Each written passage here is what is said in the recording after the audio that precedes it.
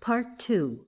As von Schultz faced about, ready to retrace his steps to the mouth of the cave, it was not surprising that he should heave a sigh of relief over the fact that he had accomplished something no man had ever done before. His experience in doing this, however, did not make him feel overconfident in his ability to return without great care and study of each condition he might now encounter. Moreover, he already felt greatly fatigued.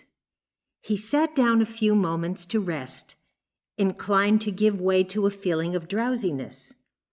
He felt hungry, too, though thirst distressed him more. As he sat leaning with his head against the wall of the cave, he was consuming a great deal of mental energy by trying to overcome his sense of weariness and by trying to ignore the demands of physical appetites, and in this situation he fell asleep. When he awoke, he heard the gentle splashing of water. He arose to investigate and found a spring of water issuing from the wall a few feet from him. His thirst was burning. Should he drink the water? Was this thirst genuine, or was it a false sensation superimposed by the thoughts of the magician? He must get down to first principles and not be thrown off at a tangent. The thing he had started out to do was not yet accomplished, and all the sensations and appearances that hindered him from returning to the mouth of the cave were to be regarded as false and misleading. But any sensation or appearance that contributed to his well-being, though he knew it to be false, he would use if it were to his advantage to do so. For example, after having calculated the unusual amount of exercise he had made in coming through the rugged cave, and the length of time he had been without water, he concluded his thirst was genuine. But having noticed the absence of water in the cave during the previous day, its presence was now an appearance only, and if he drank, or seemed to drink, and the seeming water quenched or seemed to quench his thirst, would this yielding to Marbado's suggested water prevent him from reaching the mouth of the cave? Or again, if the seeming water appeared to quench his thirst, would not he be less fatigued than if he tried to get along without the water, or tried to think he was not thirsty? Some psychologists hold to the theory that the moment a subject yields to the suggestions of another, he virtually renounces his objective mind and becomes the obedient servant to carry out the will of another. Von Schultz accepted this theory with some reservations, namely, A, that it depended somewhat upon the subject to be influenced, B, upon the purpose the subject has in being influenced, C, and upon what mental reservations he keeps while submitting to the suggestions of another. The learned professor held that if a subject knows definitely what he wants and is determined to get it at all hazards, that even though he submits to a suggestion unacceptable to reason, so that the objective mind of the subject is set adrift in an abnormal direction, the subjective mind will nevertheless not cease to carry out its own normal purposes during the time the contrary influence is at work. It would be possible in that case for an individual to act as having two personalities working at cross purposes, the objective mind of the subject being obedient to the will of the suggester, and the subjective mind of the subject carrying out his own will. In holding to this theory, von Schultz did not underestimate the art, the skill, or the strength of Marbado. On the contrary, he had reasons aplenty to acknowledge them as potent factors to be weighed carefully before he would drink of the magic water. His mission was not only to convince Marbedo that he could get to the end of the cave and come out again, but that he was there also to study at first hand, from a scientific standpoint, Marbedo's methods. And if he went out of the cave again as he came in, by denying or ignoring the things he saw, he would be very little wiser than when he came in, so that in order to enter into a more thorough study of his subject, he must abandon his subjective mind to Marbedo's art, enter into the spirit of the occasion, and follow the motives of the magician. To do this, he felt the purpose of science would be better served, and the real genius of the magician the better understood. He was aware, of course, that life or limb or both were being jeopardized, but in von Scholz's estimate, the scientist should devote his life to the finding of the truth, and if it were lost in its pursuit, it had served its purpose.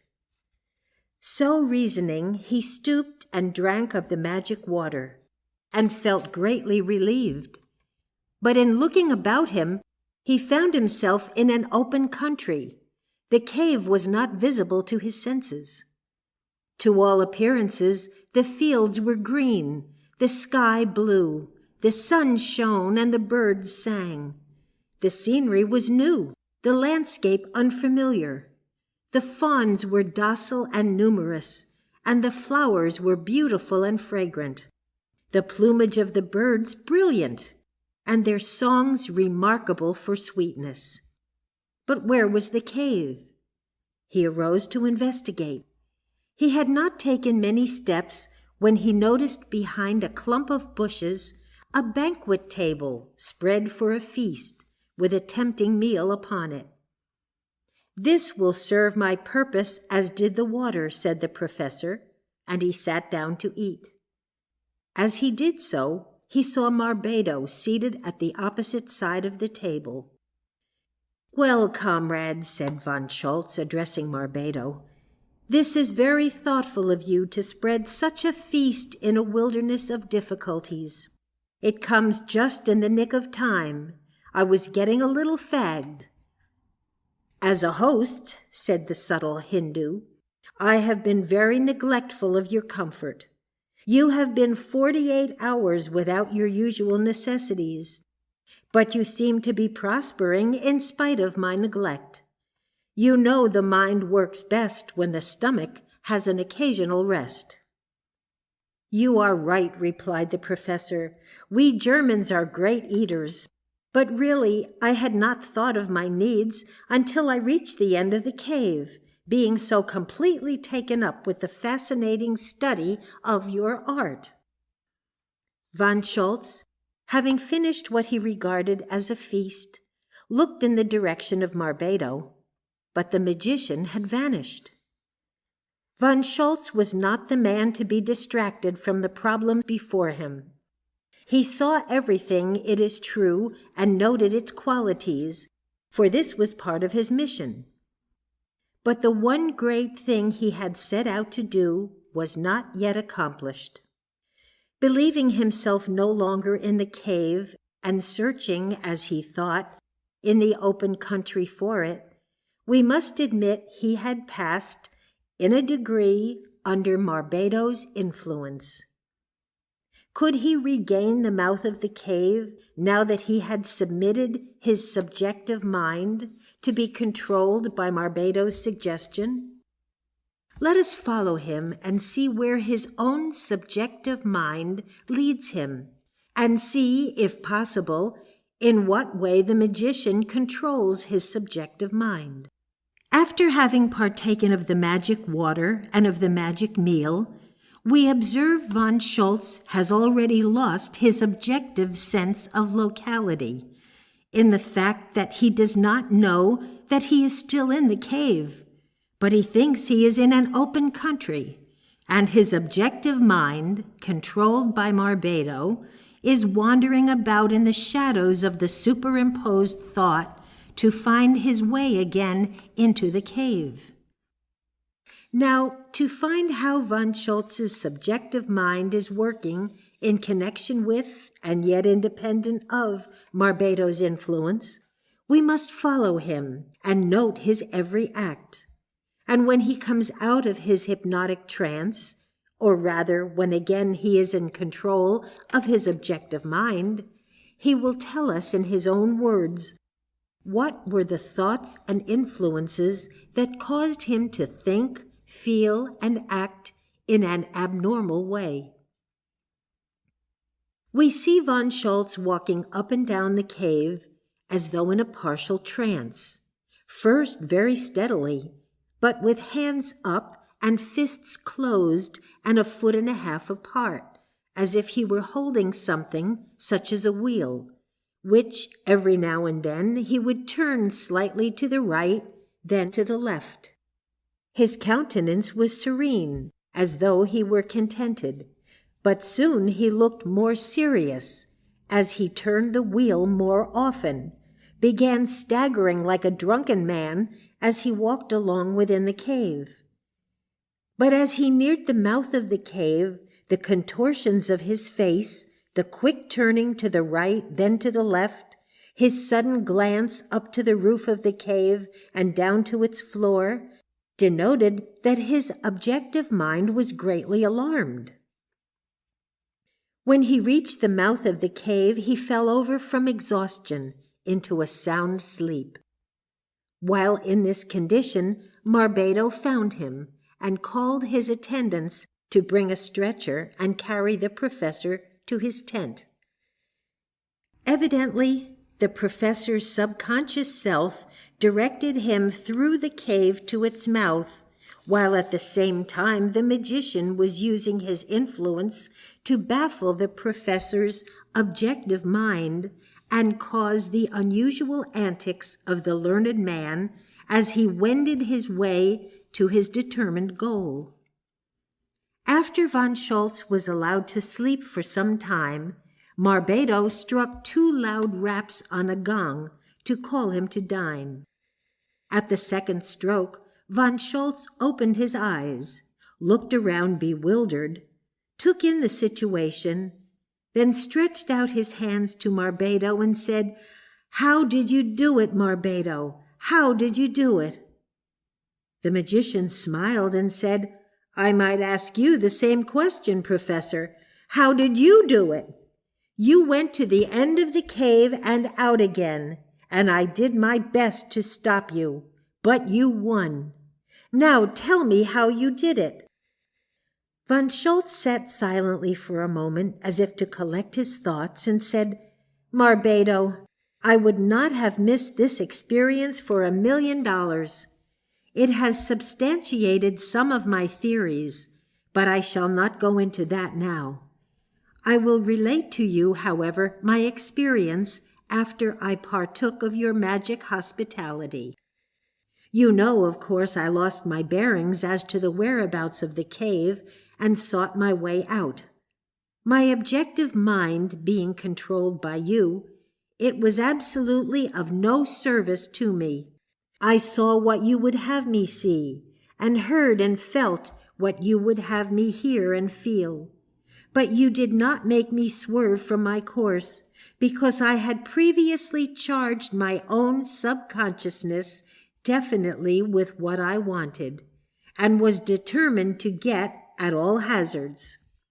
What you did was to influence my objective mind with the experience which I will now relate.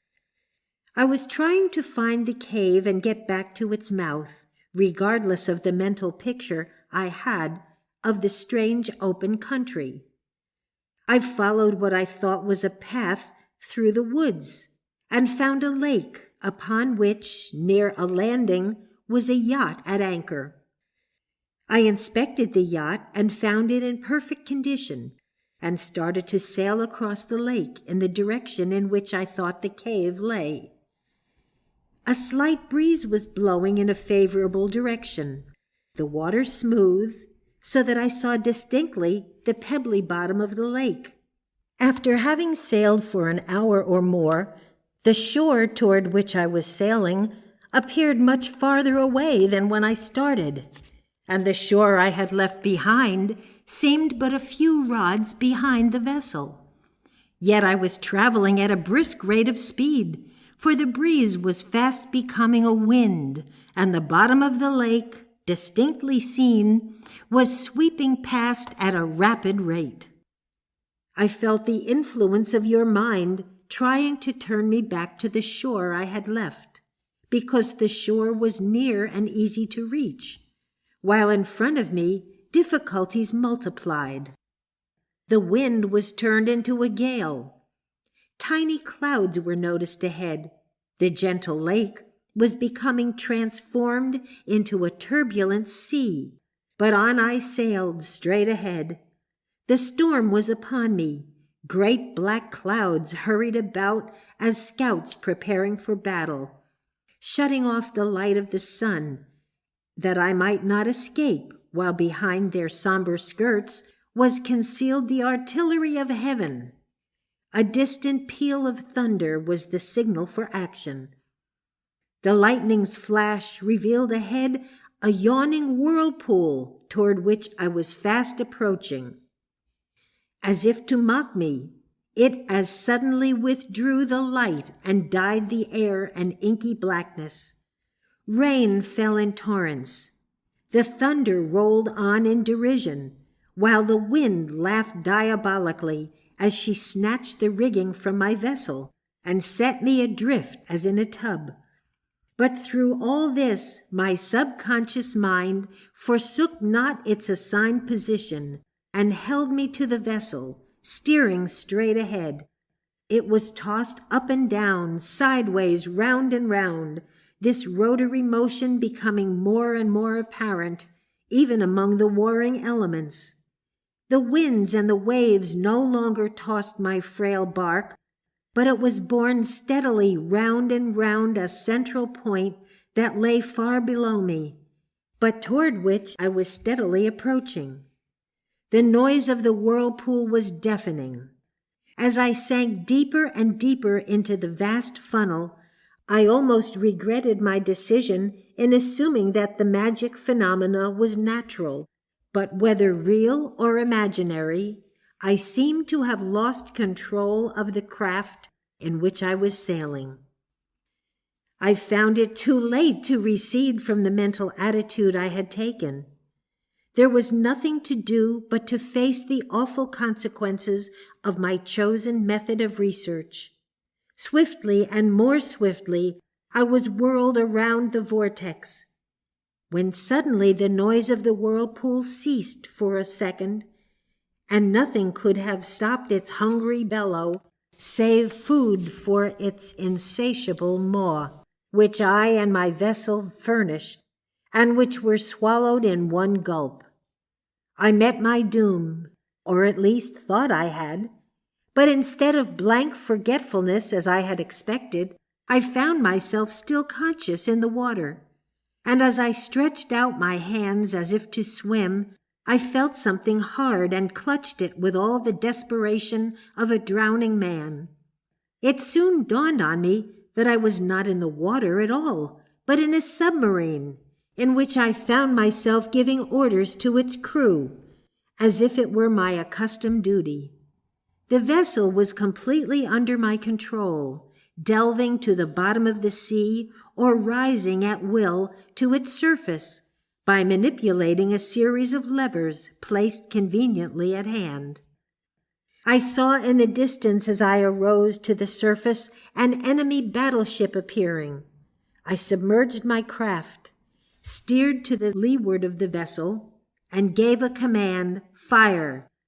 At the report of the explosion, I saw a great smoke arise from my target, and the vessel parted in two and sank.